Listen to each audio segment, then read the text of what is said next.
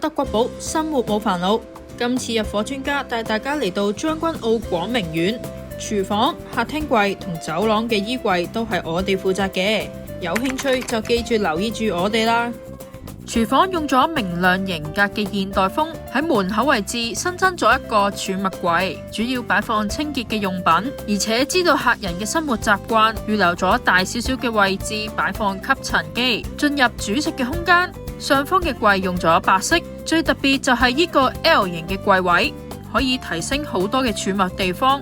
另外，抽油煙機用咗德國部嘅 RDC。我哋再往下面睇一睇，下方嘅櫃預留咗電磁爐嘅散熱位，旁邊亦設計咗拉籃，仲好貼心咁預留咗擺放垃圾桶嘅空間。而櫃嘅下方亦都加設咗燈帶，提升照明嘅效果。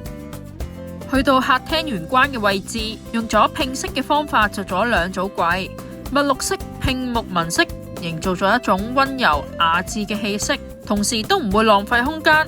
分咗換鞋區、儲物區同埋裝飾區。首先鞋櫃方面係一個懸空嘅櫃，提升咗空間感。旁邊大櫃嘅換鞋區背面就用咗條子做特色牆，同鞋櫃嘅條子互相襯托。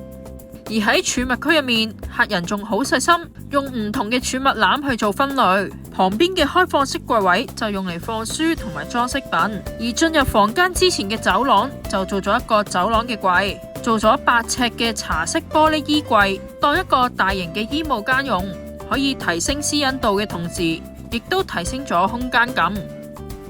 如果想知道更加多家居上嘅建議或者設計，可以繼續留意住我哋嘅 channel。German Pool